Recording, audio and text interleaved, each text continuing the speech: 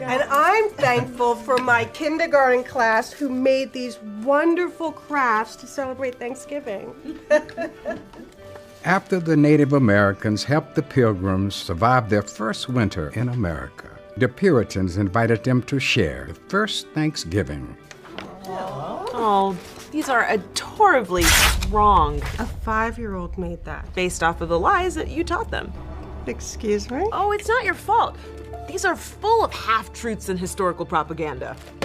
I thought the Native Americans and the Pilgrims were like besties or whatever. At best, the Pilgrims and Wampanoags could be described as political allies. By the time the Pilgrims showed up, not only were 2/3 of the Massachusetts tribes completely wiped out by European slave owners and diseases, the Pilgrims were constantly at war with the indigenous people and routinely tortured them. But what about Squanto, the Native American who learned English to help out the Pilgrims? He was actually a slave that was hauled off to Europe, and then he learned English so that he could escape. But they did celebrate it every year, right? Not exactly. The next one was 16 years later, and unfortunately, it was because the Puritans were celebrating the massacre of the Pequot tribe. Back then, Thanksgiving was also for families, specifically murdering them. Okay, we get it. History's awful. The Puritans were terrible. And now we have to let our children know that the holiday started with tons of killings.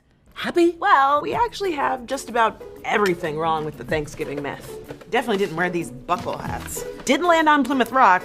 And as for that turkey... No, not turkey. More like venison, fowl, and eel. Oh! Who cares about how this stupid holiday got started anyway? Exactly. In George Washington's 1789 Thanksgiving Proclamation, the settlers aren't mentioned not even once. Thanksgiving wasn't celebrated nationwide until 1863 when this guy declared it a national holiday during the Civil War in order to bring the country together. That's why all of our foods are from the 19th century. So Lincoln came up with the whole Indian Pilgrim story. Nope, that myth didn't catch on until the 1900s after we had fought and killed all the Native Americans. And then we put it into textbooks as fact. Because America. But the food is really good, and if you ignore all the terrible history, like, the murdering, the raping, the pillaging, it's still kind of a great holiday.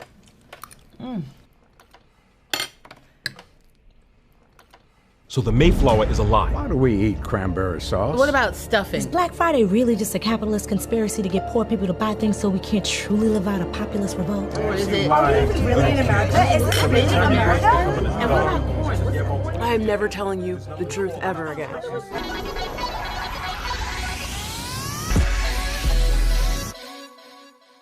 One historical narrative says that the Pilgrims were off firing their guns when the Wampanoag tribe just showed up, presumably to find out why the white folks were shooting up the place, which is a question that we still ask this very day.